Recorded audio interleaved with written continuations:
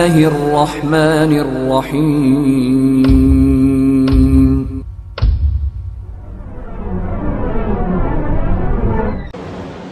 السلام علیکم ورحمۃ اللہ وبرکاتہ.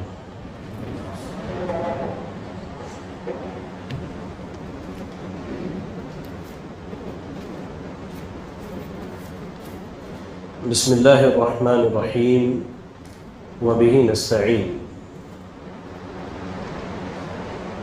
الصلاة والسلام على رسوله الكريم وعلى آله وأصحابه ومن تبعهم بإحسان إلى يوم الدين. أما بعد، أعوذ بالله من الشيطان الرجيم. بسم الله الرحمن الرحيم. إن الدين عند الله الإسلام. رب اشرح لي صدري ويسر لي أمري واحلل عقدة من لساني يفقهوا قولي. اللهم لا حول ولا قوة إلا بك.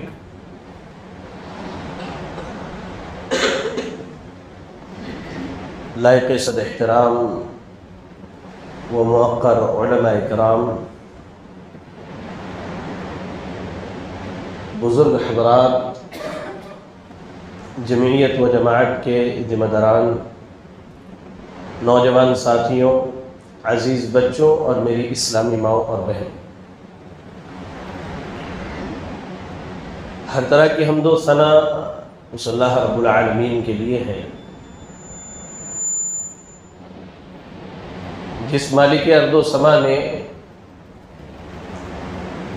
ہمیں اور آپ کو اتنی بہترین مجلس میں بیٹھنے کی توفیق دی، بیٹھنے کا موقع دیا، اور یہ اسی کی توفیق سے ہے. اس کی توفیق کے بغیر کچھ بھی ممکن نہیں ہے.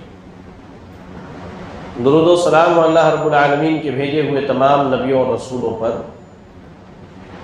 بالخصوص ہم سب کے امام، امام اعظم، امام کائنات، امام الانبیاء جناب محمد رسول اللہ صلی اللہ علیہ وسلم پر.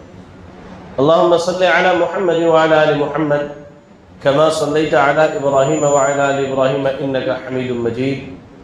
اللہم بارک علی محمد وعلی آل محمد کما بارکت علی ابراہیم وعلی آل ابراہیم انکا حمید مجید. حاضرین مجلس، شیخ محترم نے درس کا عنوان بتایا، نوجوانوں میں بگاڑ، اسباب و علاج.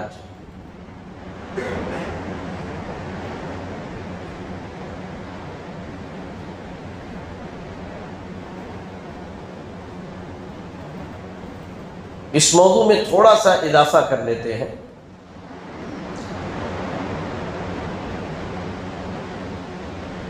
فتنوں کے اس دور میں ہمارے نوجوانوں کا بگاڑ و بے راہ روی اور اس کا علاج.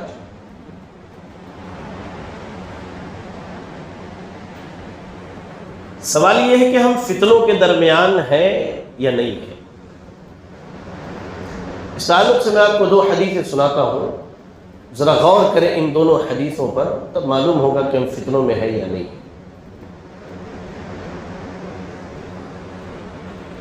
صحیح حدیث کے الفاظ ہیں، رسول اللہ صلی اللہ علیہ وسلم صحابہ کی ایک جماعت کے ساتھ مدینے کی اونچی اونچی بستیوں سے گزر رہے تھے. آپ نے مدینے کی بستیوں پر اپنی نگاہ ڈالی اور صحابہ سے پوچھا، هل ترون ما ارى، اے میرے اصحاب، جو میں دیکھ رہا ہوں کیا وہ آپ دیکھ رہے ہیں؟ آپ ہیں انسان، لیکن آپ کی نگاہ نبوت ہے. آپ اپنی نگاہوں سے جن چیزوں کا مشاہدہ کر رہے ہیں دوسرے آدمی کے لیے مناسب نہیں ہے. آپ کو ایک بات بتاؤں، اللہ کے نبی صلی اللہ علیہ وسلم کے صفات جو قرآن و حدیث میں بیان کیے گئے ہیں، ان کے علاوہ تورات میں بھی اللہ کے نبی کے کچھ صفات بیان کیے گئے تھے. ان میں یہودیوں کی ایک جماعت نے پوچھا کہ آخری نبی جو آنے والے ہیں ان کی سب سے عظیم صفت کیا ہوگی؟ کہا کہ وہ نیند کے عالم میں اپنی آنکھوں کو بند کر کے سوئیں گے لیکن ان کا دل جاگتا ہوا ہوگا۔ یہ اللہ کے نبی کی صفات ہے۔ تو آپ کی نگاہ جو ہے وہ نگاہ نبوت ہے۔ صحابہ نے کہا کہ نہیں، آپ جو دیکھ رہے ہیں ہم اسے نہیں دیکھ پا رہے ہیں، ہمیں تو صرف مدینے کی بستی دکھائی دے رہی۔ آپ نے کہا انی اری الفتن خلال بیوتکم کمواقع القطر، کہا کہ میں فتنوں کو ویسے ہی تمہارے گھروں پر نازل ہوتا ہوا دیکھ رہا ہوں جیسے آسمان سے بارش کے قطرات نازل ہوتے ہیں۔ کس کی بات ہو رہی ہے؟ صحابہ کی بات ہو رہی ہے۔ کس بستی کی بات ہو رہی ہے؟ مدینے کی بات ہو رہی ہے، جہاں دجال جیسا عظیم فتنہ نہ پہنچے گا۔ لیکن اللہ کے نبی صلی اللہ علیہ وسلم نے کہا کہ تمہاری بستیوں پر فتنے ایسے نازل ہو رہے ہیں جیسے بارش کے دنوں میں بارش کے قطرات جو ہے آسمان سے نازل ہوتے ہیں۔ اب غور کیجیے، یہ زمانے نبوت کی بات ہو رہی ہے، فتنوں کی کثرت، تو کیا آج فتنے نہیں ہیں؟ اور آگے صحیح حدیث کے الفاظ ہیں، نبی صلی اللہ علیہ وسلم کی اہلیہ بیان کرتی ہیں، اہل ایمان کی ماں، کہ آپ بے چینی کے عالم میں اٹھے اور آپ نے کہا کہ جاؤ جا کر کے میری گھر کی عورتوں کو اٹھا دو، خادموں اور غلاموں کو بیدار کرو، کہو کہ وہ نماز کے لیے اکٹھے ہو جائے۔ کیوں؟ اس لیے کہ آج رات اللہ کی طرف سے بے شمار فتنوں کا نزول ہوا ہے۔ میں سمجھتا ہوں تمہید کے طور پہ 2 حدیثیں کافی ہیں کہ آج ہم فتنوں کے درمیان ہیں۔ مزید اگر جاننا چاہیں تو دیکھیے، آج مسلمانوں کے درمیان شرک کا فتنہ جو زمین کا سب سے بڑا جرم ہے موجود ہے۔ آج نبی کو چھوڑ کر غیر نبی کی ویسی تعلیم کی جا رہی ہے جو نبی کی ہونی چاہیے، یہ فتنہ بھی موجود ہے۔ بدعات سنت کی جگہ لے چکی ہے، یہ بھی فتنہ ہے۔ اخلاق میں گراوٹ، یہ بھی فتنہ ہے۔ اعمال میں کمی، یہ بھی فتنہ ہے۔ نوجوانوں کا بے حیائی کی راہ اختیار کرنا، ناجائز طریقے سے مال کمانا، یہ بھی فتنہ ہے۔ بہنوں کا بے پردگی کرنا، دینی تعلیم سے دور رہنا، اللہ اور اس کے رسول کی فرما برداری نہ کرنا، شوہر کی اطاعت گزاری نہ کرنا، یہ بھی فتنہ ہے۔ سینکڑوں فتنے ایسے ہیں جن کے درمیان آج ہم گھرے ہوئے ہیں، اور خصوصیت سے کہہ لیجئے کہ نوجوان ان فتنوں کے شکار ہو رہے ہیں۔ ہاں میری بات یاد رکھیں، میں سارے نوجوانوں کو مجرم نہیں ٹھہرا رہا ہوں۔ کچھ نوجوان خیر کا پہلو بھی رکھتے ہیں۔ اب آپ نوجوانوں کی مثال دیکھیے، سیدنا ابو بکر، سیدنا عمر، سیدنا عثمان، سیدنا علی، سیدنا ابو ہریرہ، سیدنا معاویہ اور دیگر صحابہ، نبی کی بیویوں میں آئیے، عورتوں میں آئیے، سیدہ عائشہ، سیدہ حفصہ، سیدہ زینب، یہ سیدہ فاطمہ، یہ سب جمع تھے، لیکن اللہ نے ان کو فتنوں سے محفوظ رکھا۔ تو ہر نوجوان فتنے کا شکار نہیں ہے، لیکن نوجوانوں کی اکثریت فتنے کا شکار ہے۔ ہر نوجوان میں خرابی اور بگاڑ نہیں ہے، لیکن نوجوانوں کی اکثریت جو ہے وہ بگاڑ کا شکار ہے۔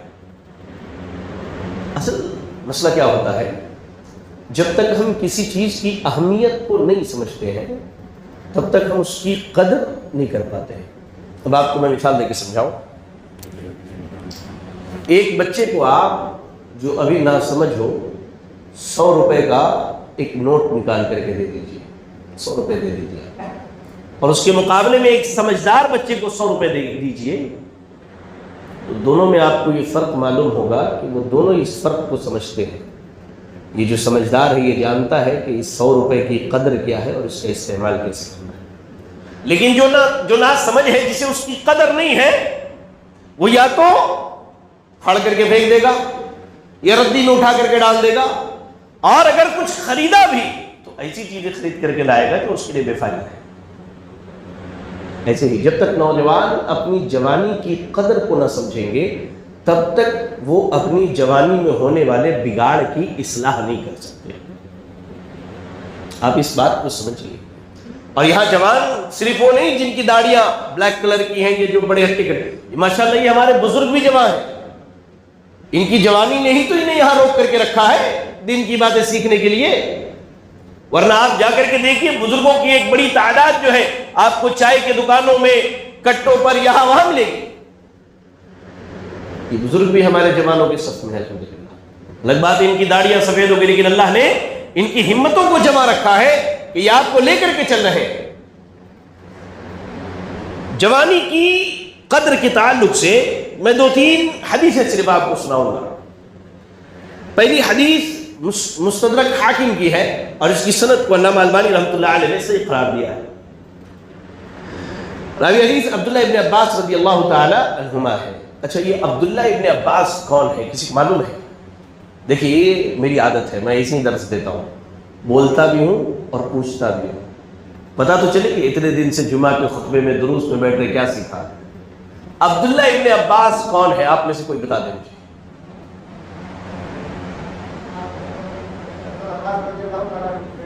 نہیں, نبی صلی اللہ علیہ وسلم سے کیا نسبت ہے؟ چچا زاد بھائی. اللہ کے نبی نے ان کے لیے کیا دعا کی تھی صاحب؟ اللہ کے نبی نے ان کے لیے کیا دعا کی تھی؟ جی ہاں, علم میں برکت عطا فرما. ٹھیک ہے, تھوڑا پہنچے.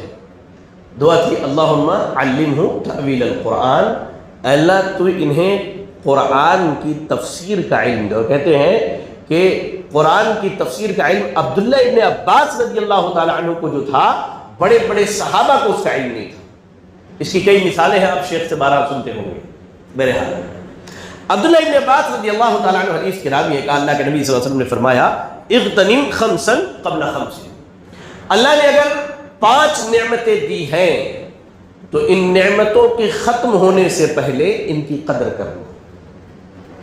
ایسے اللہ نے بے شمار نعمت دی. اللہ نے قرآن میں کہا وما بکم من نعمت فمن اللہ, جتنی نعمتیں انسان کی زندگی میں ہیں یہ سب اللہ کی طرف سے ہے. یہ آپ کا بیٹھنا اٹھنا چلنا پھرنا کھانا پینا, ہواؤں میں سانس لینا, زندگی گزارنا, ضروریات زندگی کا مہیا کرنا, یہ ساری نعمتیں اللہ کی طرف سے. لیکن 5 نعمتیں ایسی ہیں جو اللہ نے بڑی قیمتی دی ہیں ہمیں اور آپ. اگر یہ نعمتیں آپ کے پاس ہے تو ان کے ختم ہونے سے پہلے یا ان کے تباہ و برباد ہونے سے پہلے ان کی اہمیت کو سمجھ لیجیے آپ.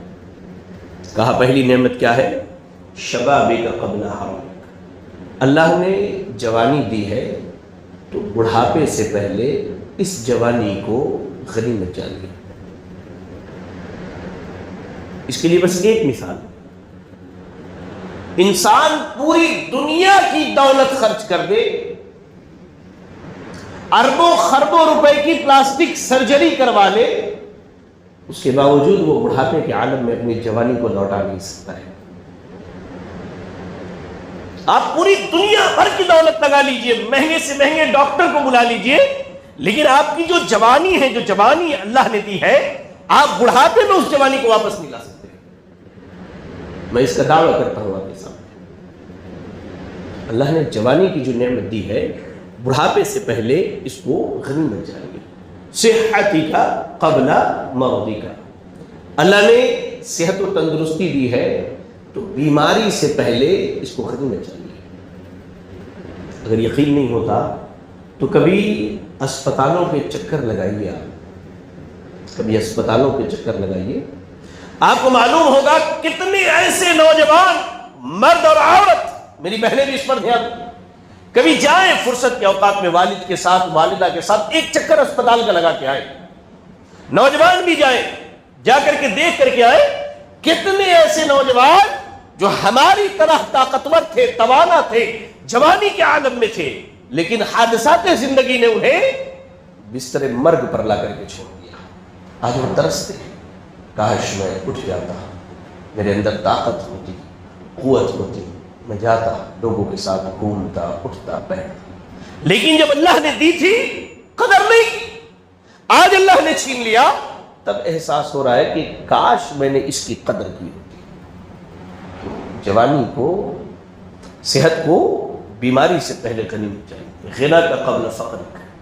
اللہ نے مالدار بنایا ہے تو محتاجگی سے پہلے اس کو غنیمت جانیے.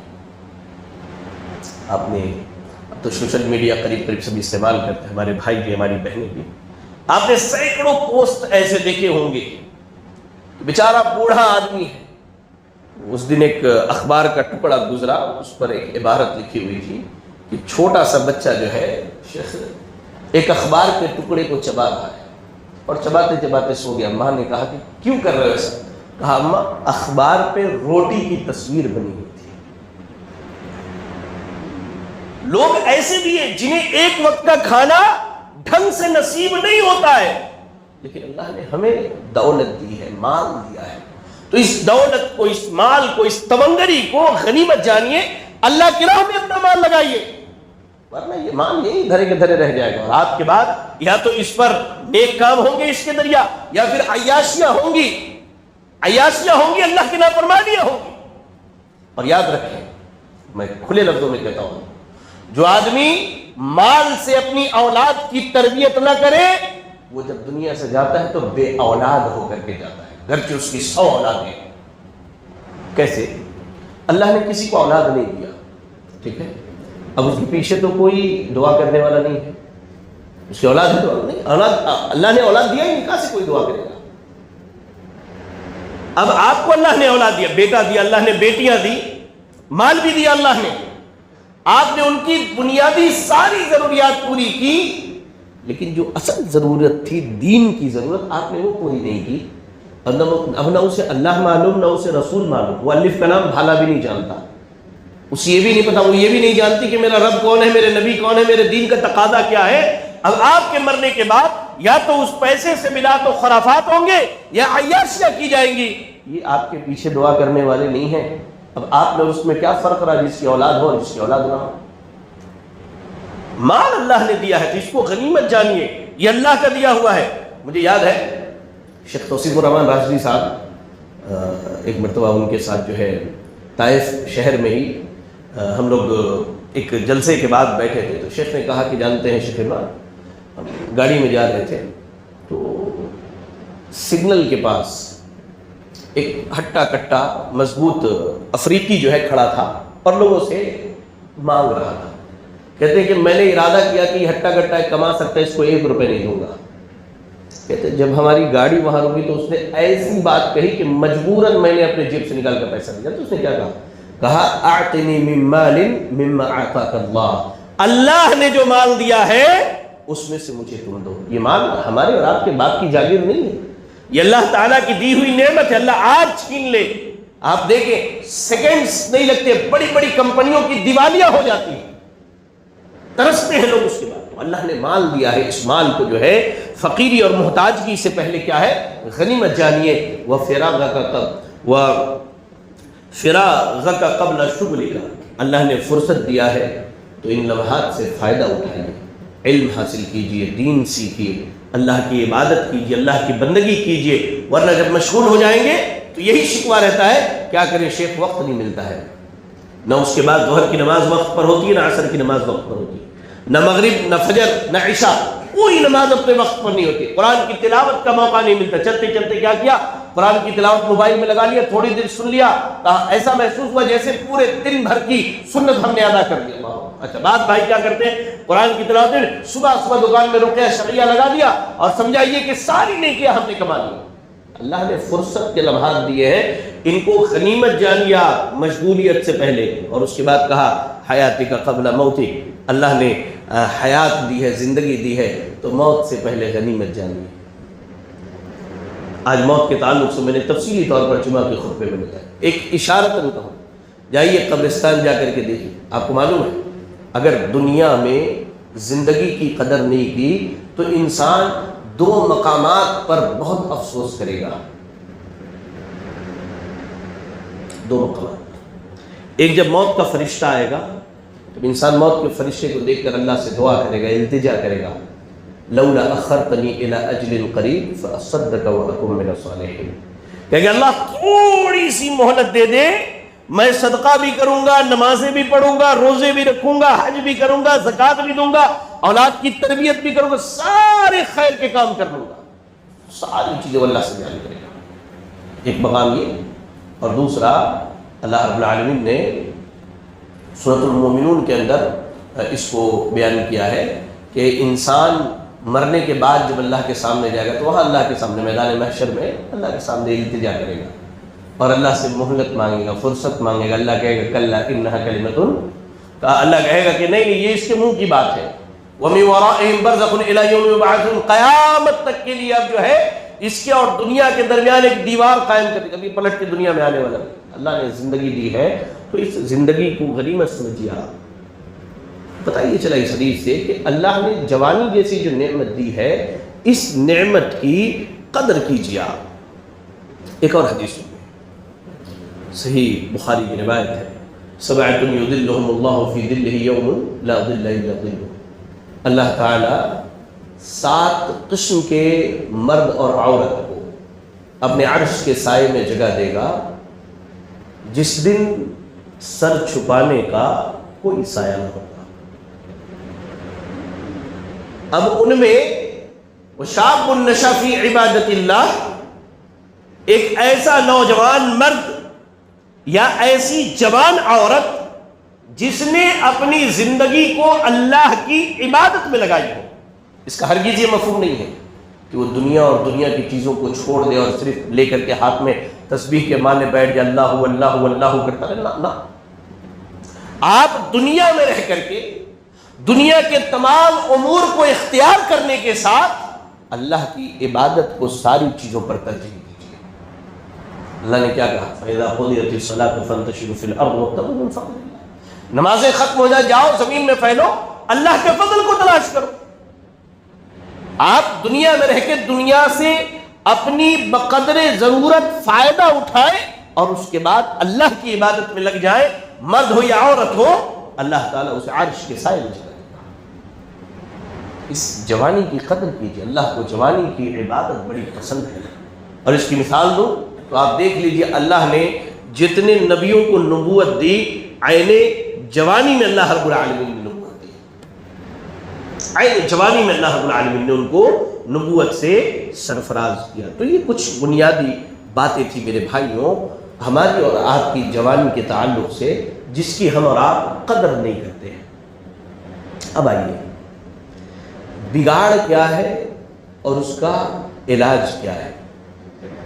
نوجوانوں میں بگاڑ کی سب سے پہلی جھلک جو دکھائی دیتی ہے وہ ہے دین سے دوری۔ دین سے دوری، نوجوانوں کی اکثریت جو ہے آج دین سے دور ہے۔ آپ کو یقین نہیں ہوتا، گھر جائیے آرام سے، یہاں سے جانے کے بعد میری بہنیں بھی سنیں غور سے، گھر جانے کے بعد آپ ایک سفید ورق لیجئے، سفید ورق، وائٹ پیج لیجئے اور اس کے درمیان میں ایک لائن بنائیے۔ ایک طرف لکھیے اللہ کی فرما برداری اور دوسری طرف لکھیے دنیا داری۔ صبح سے لے کر کے شام تک، جب آپ کی آنکھ کھلتی ہے اس وقت سے لے کر سونے تک کے اپنے شیڈیول کو لکھ لیجئے، آپ کو معلوم ہو جائے گا کہ ہم دین سے کتنے دور ہیں۔ مجھے اس پر زیادہ کچھ بتانے کی ضرورت نہیں، آپ کر کے دیکھیے، ایک بار تو اپنی زندگی میں ایسا کر کے دیکھیے کہ صبح سے لے کر شام تک ہمارا جو شیڈیول ہے روزانہ دن و رات کا، یہ دن و رات کی ترتیب جو ہماری ہے کیسے گزرتی ہے۔ اور گہرائی سے آپ اگر مسلم نوجوانوں کی زندگی کا مطالعہ کریں تو مجھے کیا آپ کو بھی اس بات کا اندازہ ہوگا کہ نوجوانوں میں اسلامی رنگ دکھائی نہیں دیتا۔ اب اسلامی رنگ کے نام پر کیا ہے؟ ایک ٹوپی لگا لیا اور ایک داڑھی رکھ لی، ہم اسے ہی اسلام سمجھتے ہیں۔ کل رات میں حیدرآباد سے جب آ رہا تھا، میرے بازو میں ایک صاحب ہے ماشاءاللہ بہترین نوجوان ہے، داڑھی ٹوپی سب ہے، بس رکی ایک جگہ، بس سے باہر نکلے، اطمینان سے سائڈ میں کھڑے ہو کر کے سگریٹ پھونک رہے ہیں۔ ہمارے یہاں اسلام کے نام پر یہی چیز ہے، کرتا پجامہ، جبہ پہننا، ٹوپی لگانا، تھوڑی سی داڑھی بڑھا لینا۔ آپ کو معلوم ہے اسلام 4 چیزوں کا نام ہے۔ کتنی چیزوں کا نام ہے؟ بولے کتنی چیزوں کا نام ہے؟ اسلام عقائد کا نام ہے، اسلام عبادات کا نام ہے، اسلام اخلاقیات کا نام ہے اور اسلام معاملات کا نام ہے۔ ان 4 چیزوں کے مجموعے پر جب انسان مکمل اتر جائے تب وہ مسلم ہوتا ہے اور ایمان کے تقاضوں کو، اسلام کے تقاضوں کو پورا کر کے جب اپنے ایمان کو بڑھائے تو وہ مومن ہوتا ہے۔ آج ہمارے یہاں عقیدہ ٹھیک ہے الحمدللہ، چلے سلفی العقیدہ ہے، شرک نہیں کرتے نہ اللہ کے ساتھ نہ نبی کے ساتھ۔ نبی کے ساتھ بھی شرک ہوتا ہے، نبی کی رسالت میں بھی شرک ہوتی ہے۔ کیسے؟ غیر نبی کو نبی کے مقام پہ لا کر کے کھڑا کر دینا، ہمارے امام صاحب ایسا کہتے ہیں، ہمارے عالم صاحب ایسا کہتے ہیں، حدیثوں کے مقابلے میں ائمہ کے اقوال کو پیش کرنا۔ آپ اللہ کے ساتھ شرک نہیں کرتے، نبی کے ساتھ شرک نہیں کرتے، ماشاءاللہ آپ عبادت میں پکے ہیں، 5 وقت کے نمازی ہیں، کیا آپ کے معاملات اور آپ کے اخلاقیات نبی کی طرح ہیں؟ یہ اصل اسلامی رنگ ہے۔ کاروباری ہے، جھوٹ پر تجارت چلا رہا ہے، کاروباری ہے، جھوٹ پر تجارت چلا رہا ہے۔ بڑے بڑے اہل الحدیث کے لوگوں کو ہم نے دیکھا ہے ملک بھر میں، اخلاق نام کی کوئی چیز ہے۔ اور اخلاق کے بارے میں تو میری ایک سیدھی سی رائے ہے بھائی، کسی کو معلوم کرنا اس کے اخلاق کیسے ہیں، 2 آدمی سے پوچھ لیجیے، ایک اس کی بیوی سے پوچھیے کہ اس کے اخلاق کیسے ہیں، دوسرا اس کے انڈر میں اس کے ماتحت کام کرنے والے خادم سے پوچھیے۔ یہ میرا بنایا ہوا پیمانہ نہیں ہے۔ لوگ گئے اللہ کے نبی صلی اللہ علیہ وسلم کی بیوی سیدہ عائشہ کے پاس، کہا کیف کان خلق النبی صلی اللہ علیہ وسلم، اللہ کے نبی کے اخلاق کیسے؟ کیا کہا؟ کان خلقہ القرآن، نبی کے اخلاق جاننے ہیں قرآن پڑھ لو۔ سیدنا انس آپ کے خادم میں 10 سال خدمت کی، کہا کہ اللہ کے نبی نے کبھی مجھے ڈانٹا نہیں، کبھی برا بھلا نہیں کہا، کبھی اونچی آواز میں بات نہیں کی، کبھی یہ نہیں کہا کہ انس یہ کیوں کیا، یہ کیوں نہیں کیا۔ اخلاق جاننے ہیں، ان 2 لوگوں سے پوچھے، اس کی بیوی سے اور اس کے ماتحت کام کرنے والے بندے سے پوچھے کہ اس کے اخلاق کیسے۔ تو ہمارے یہاں اسلامی رنگ جو ہے وہ نوجوانوں میں دکھائی نہیں دیتا ہے، اور بگاڑ تو یہاں تک پہنچا ہے کہ مسلم نوجوان 2 طبقوں میں بڑھ گئے ہیں دین سے دوری کے معاملے میں۔ ایک طبقہ دین سے محبت تو کرتا ہے، دین کے نام پہ سر کٹا سکتا ہے، دین کے نام پہ بیوی بچوں کی قربانیاں دے سکتا ہے، لیکن عمل نہیں کر سکتا دین پر۔ ایک طبقہ یہ ہے مسلمان کا، خاص کر کے نوجوانوں کا، دین سے بڑی محبت ہے۔ ماشاءاللہ واٹس ایپ کے گروپ میں 6 گھنٹے کی ڈیبیٹ ہوتی ہے، کو معلوم ہے؟ 6 گھنٹے کی ڈیبیٹ ہوتی ہے، اور ڈیبیٹ کے دوران نماز کے اوقات نکل جاتے ہیں، وہاں ڈیبیٹ چلی رہا ابھی تک۔ ایک طبقہ یہ ہے نوجوانوں کا، دین سے بہت محبت ہے، دین کے لیے سب کچھ کریں گے لیکن دین پر عمل نہیں کریں گے۔ اور دوسرا طبقہ جو ہے یہ ان نوجوانوں کا ہے جو دین سے بالکل بیزار ہو چکے ہیں۔ دین سے کیا ہے؟ بالکل بیزار ہو چکے ہیں، کہہ لیجئے دوسرے معنی میں کہ ایسے مسلمانوں کے پاس دین اسلام اجنبی بن کے رہ گیا ہے۔ اور یہاں میں رک کر کے اپنی بہنوں کو خصوصاً کہوں گا، آج اسی دین بیزاری کا نتیجہ ہے کہ مسلم گھرانے کی بیٹیاں، مسلم گھرانے کی بہنیں جو ہیں غیروں سے شادی کر کے زندگی گزار رہی ہیں۔ ملک کا مشہور اخبار ٹائمز آف انڈیا کی رپورٹ ہے، گزشتہ 3 سالوں میں تقریباً 80,000 سے زیادہ مسلم بچیوں نے غیروں سے شادیاں کی، زبردستی نہیں، اپنی مرضی سے۔ یہ وہ آنکڑا ہے جو گورنمنٹ کے رجسٹر میں درج کیا گیا ہے۔ اس کے علاوہ کروڑوں کی تعداد ایسی ہے مسلم بچیوں کی جو غیر مسلم بچوں سے تعلقات استوار کر کے رکھی ہوئی ہے، اور کوئی نہیں تو کم از کم اس کی ماں اس کے سپورٹ میں ہوتی ہے۔ معذرت کے ساتھ، لیکن یہ حقیقت ہے اپنے سماج کی۔ آج نوجوانوں میں اچھا بات کیا کہتے ہیں کہ بھائی شیخ میں فلاں بچی کو پسند کرتا ہوں، نوجوانوں کو بھی کہہ رہا ہوں، وہ غیر مسلم ہے، وہ اسلام میں آنا چاہتی ہے، میں سمجھتا ہوں کہ اس کا اسلام میں آنا اس کے لیے کوئی فائدہ مند نہیں ہے، اس لیے کہ وہ آپ کے محبت کے بنیاد پر اسلام میں آ رہی ہے، وہ اللہ اور اس کے رسول کو پہچان کے اسلام میں نہیں آ رہی ہے کہ نہیں شیخ؟ وہ آپ کی محبت کی بنیاد پر آ رہی ہے، اس نے نہ اللہ کو جانا نہ رسول کو جانا۔ وہ کیا کہتی؟ تم مسلمان، میں بھی تمہارے ساتھ مسلمان ہو جاتی، تمہارا دین ہمارا دین ایک ہی چلتا۔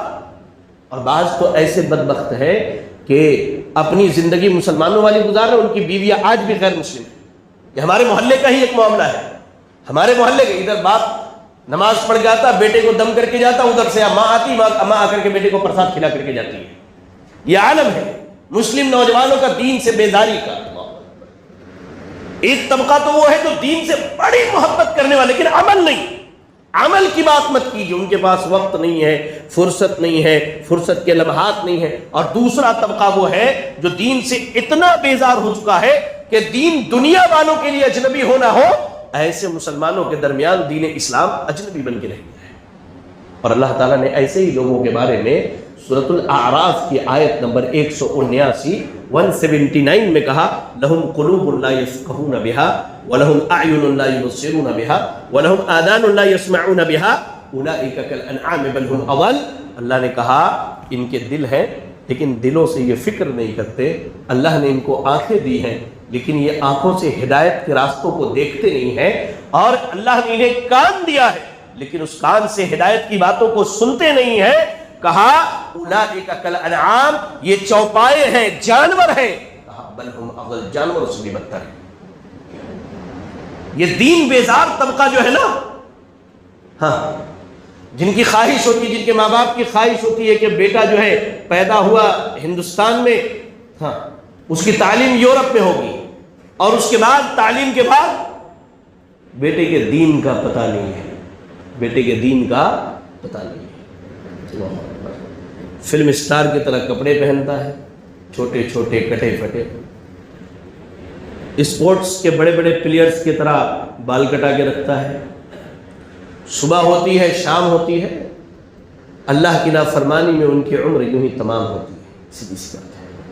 تو یہ جو بگاڑ ہے، اللہ اکبر، یہ جو بگاڑ ہے دین سے بیزاری اور دین سے دوری، یہ ایک چیز یاد رکھے جو آج نوجوانوں نے یہ سمجھ لیا ہے کہ دین اسلام جو ہے شاید ان کے ٹرینڈ اور ان کے مزاج کے مطابق نہیں ہے. تو میں ان کو بتانا چاہتا ہوں کہ آپ کو اللہ نے جو عزت دی ہے دنیا میں وہ اسلام کی بنیاد پر اللہ نے دی ہے. آپ اگر اسلام کو چھوڑ کر کہیں اور عزت تلاشنے جائیں گے، اللہ ایسا دلیل کرے گا، ایسا دلیل کہ آپ سمجھ نہیں سکتے. مثال جاننا ہے، ایک بدبخت ہمارے ملک میں رہتا ہے، وسیم رضوی. وہ بدبخت نکلا تھا اسلام چھوڑ کر کے عزتیں کمانے کے لیے. اللہ نے دنیا میں بھی ذلیل کیا اور آخرت کی ذلت و رسوائی تو ابھی باقی ہے. آخرت کی ذلت و رسوائی ابھی باقی ہے. میرے نوجوانوں، میری بہنوں، اسلام تمہارے لیے عزت ہے. اس دین کے قریب آ جاؤ، اس دین کے قریب آ جاؤ. اس نعمت کو سمجھو، اس نعمت کو سمجھو. تمہاری دنیا اور آخرت کی کامیابی کا انحصار اسی دین پر ہے، اسی دین پر ہے. اللہ نے اسی پر رکھا ہے.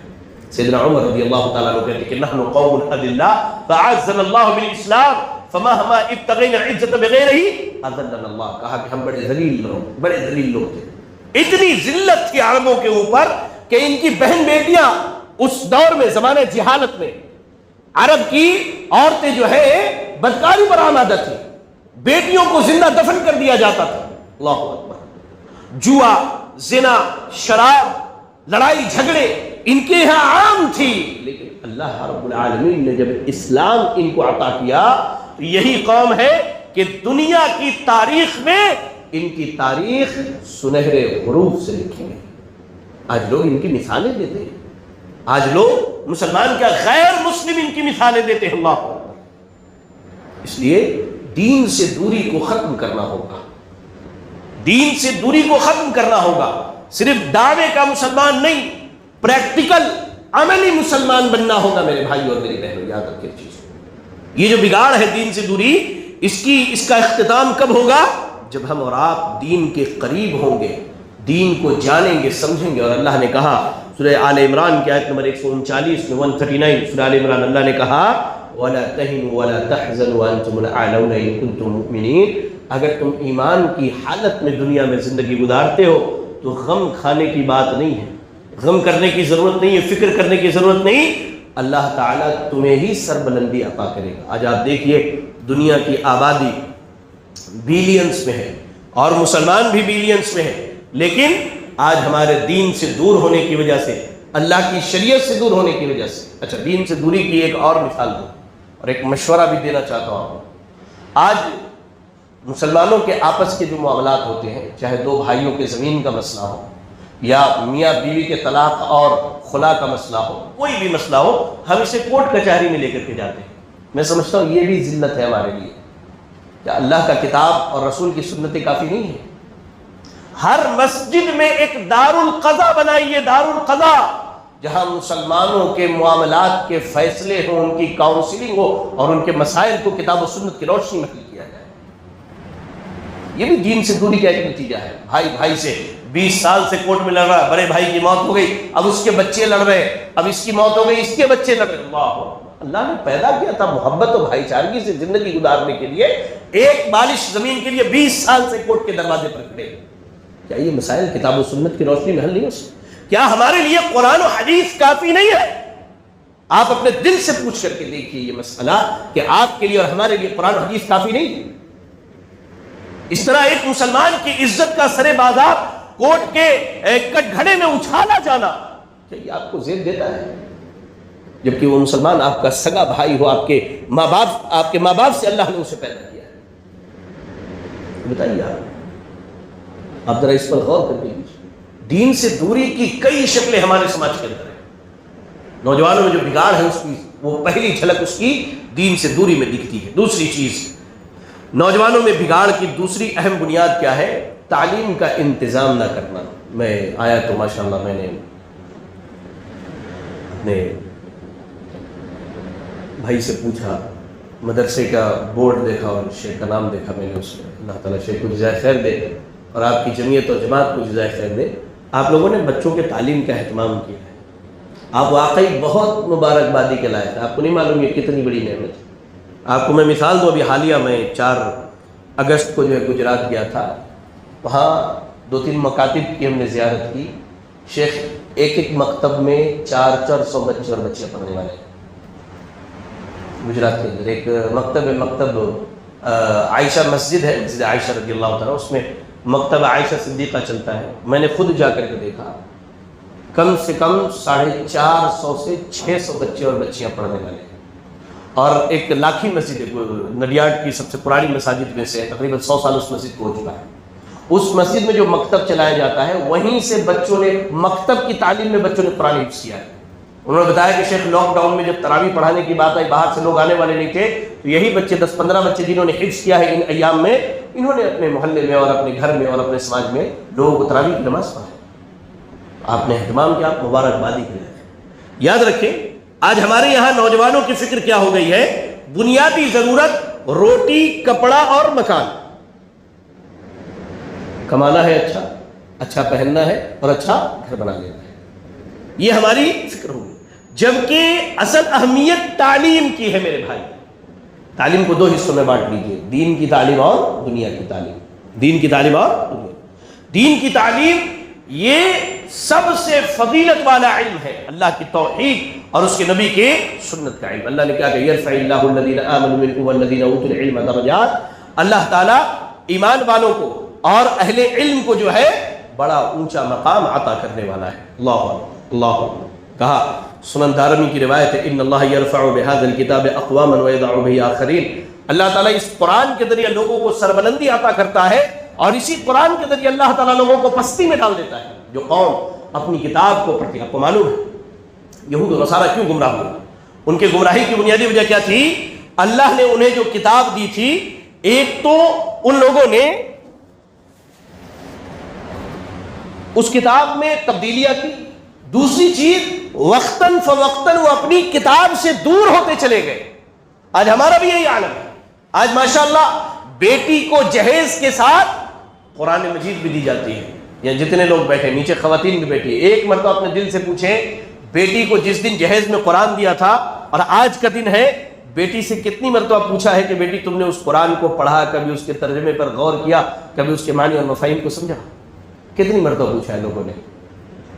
الا ماشاء اللہ، سوائے ان کے جن پر اللہ رحم فرمائے، اکثریت اس سے غافل ہے۔ ہاں، بیٹی کو قرآن کے سائے میں ودا کرنا ہے، بیٹی کو جو ہے قرآن مجید دینا ہے، ماشاءاللہ بہترین اعلیٰ کوالٹی کی قرآن کے صفحات ہونے چاہیے، اور اس کا جو ڈبہ ہو وہ بھی بڑا خوبصورت ہو۔ بعض تو خانہ کعبہ کے شیپ میں دیتے، بعض مسجد نبوی کے شیپ میں بیٹیوں کو دیتے، لیکن کبھی پوچھا نہیں بیٹی سے کہ وہ قرآن کتنی مرتبہ پڑھی، کتنی مرتبہ اس کے معنی اور مفاہیم پر غور کیا، زندگی کے معاملات جو آئے اللہ کے کتاب کی روشنی میں کتنی مرتبہ سلجھانے کی کوشش کی۔ شاید کسی نے پوچھا الا ماشاء اللہ، کہا اسی کتاب کے ذریعے اللہ تعالیٰ لوگوں کو پستیاں بھی عطا کرتا ہے اور اسی کتاب کے ذریعے اللہ تعالیٰ لوگوں کو بلند بھی کرتا ہے۔ یاد رکھیں، ایک مسلمان کی زندگی میں جہاں تک میں سمجھتا ہوں، شیخ محترم بھی شاید میری بات سے متفق ہو، 11 چیزوں کا علم حاصل کرنا ضروری ہے۔ اب وہ مسلمان مرد ہو یا عورت ہو، یہ سمجھو، میری بہنیں بھی سمجھو، 11 چیزوں کا علم حاصل کرنا ہر مرد اور عورت کے لیے ضروری ہے۔ 6 چیزیں ارکان ایمان اور 5 چیزیں ارکان اسلام۔ ان 11 چیزوں کا علم، چاہے وہ بوڑھا ہو، نوجوان ہو، بچہ ہو یا مرد ہو یا عورت ہو، بوڑھی خاتون ہو یا جوان بیٹی ہو، ہماری ہر ایک کے لیے ضروری ہے کہ ان 11 چیزوں کا علم اپنی زندگی میں حاصل کر لے۔ بغیر اس کے کامیابی ممکن نہیں ہے۔ ہاں، اس کے علاوہ قرآن کے تفسیر کا علم ہے، فقہ کا علم ہے، اصول کا علم ہے، یہ ساری چیزیں آپ علماء کے حوالے کر دیجئے، لیکن یہ 11 چیزیں آپ شیخ محترم سے پڑھ لیجئے اپنی زندگی میں، ان کی تفصیلات کو جان لیجئے اور ان کے تقاضوں کو پورا کیجئے، تب ہمارا اور آپ کا اسلام اللہ کے ہاں مقبول ہوگا۔ ورنہ جو ان 11 چیزوں کو نہ پڑھے، نہ سمجھے، منمانی زندگی گزارتا رہے، ایسے نوجوان کا دین نہ اسے دنیا میں فائدہ دے گا، نہ میدان محشر میں اللہ کے فائدہ پہنچانے والا ہے۔ تعلیم کا اہتمام کیجیے، دینی تعلیم کا، بچوں کے لیے خاص کر کے، بچیوں کے لیے خاص کر کے جتنی کوشش ہو سکتی ہے، جتنا ایفرٹس دے سکتے ہیں اپنا علم کے حاصل کرنے اور علم کے پہنچانے میں دیجیے۔ میرے بھائیو، آج وقت کی سب سے بڑی ضرورت یہ ہے کہ نوجوان اور مسلم قوم اپنے دین کو جانے، اپنے دین کو سمجھے، اپنے دین کو پہچانے، وقت کی سب سے بڑی ضرورت ہے۔ ایسے ہی دنیاوی تعلیم کا دوسرا حصہ دنیاوی تعلیم، شریعت نے دنیاوی تعلیم کے حاصل کرنے سے منع نہیں کیا ہے۔ حالات اور وقت کی ضرورت کے تحت آپ دنیاوی تعلیم کو حاصل کیجئے۔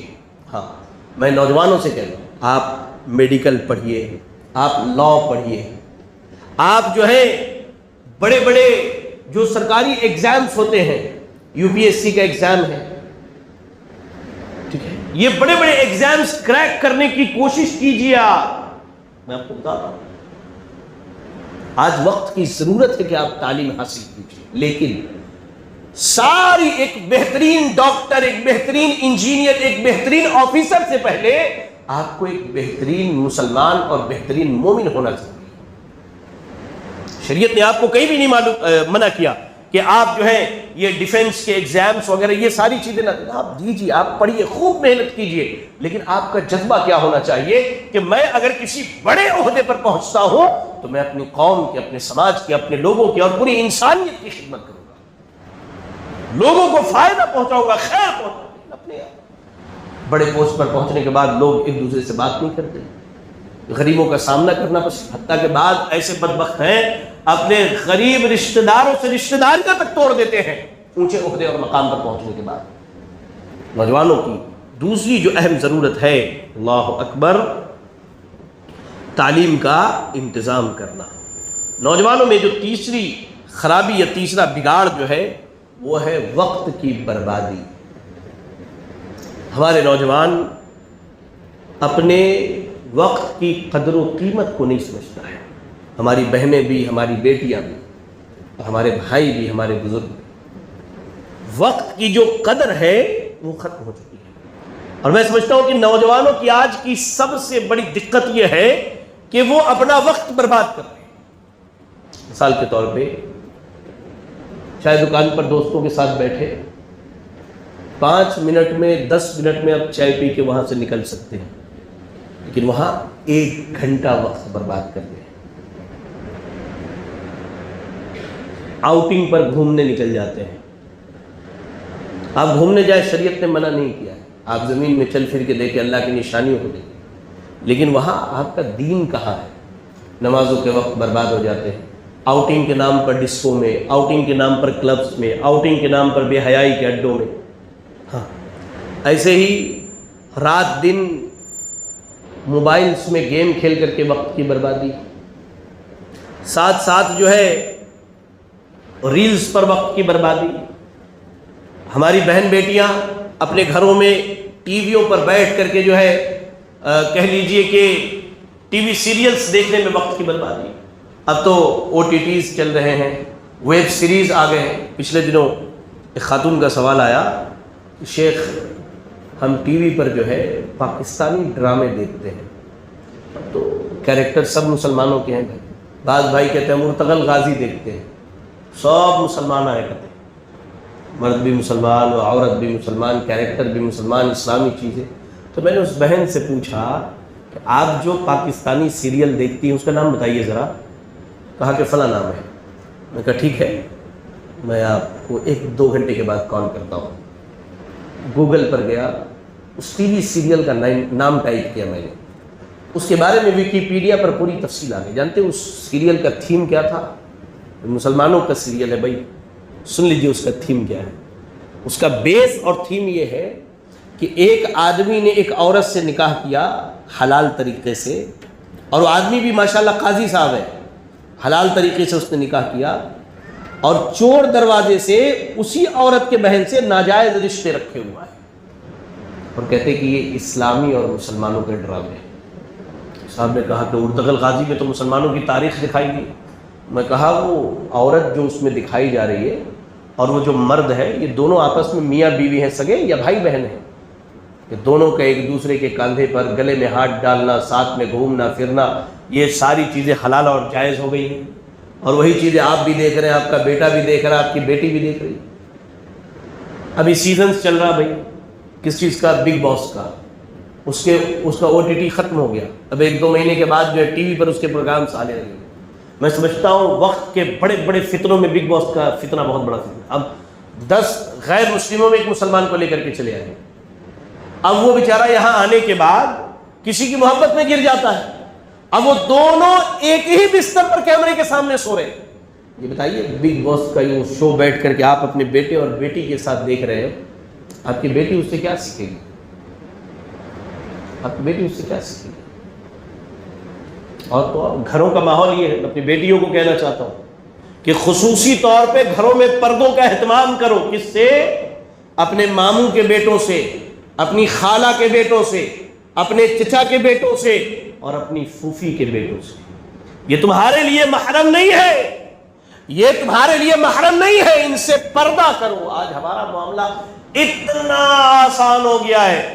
بیٹی کو کالج جانا، کوئی نہیں ملنا، ماموں کے بیٹے کے ساتھ بٹا کے بھیج دیا. انہیں سیف رہتی کرتے کیا ماموں کا بیٹا لے کر گیا. سبحان اللہ. اللہ کے بندے، وہ تم اسے اور اس کے ماموں کے بیٹے کو اکیلے بھیج کر شیطان کو موقع دے رہے، ان کو بدکاری اور برائی پر ابھارنے کی. یہ ان سے پردہ کرواؤ. ان کے لیے ان کے سامنے چہرہ کھلا رکھ کر کے آنا حلال اور جائز نہیں ہے. کس نے کہہ دیا یہ چیزیں؟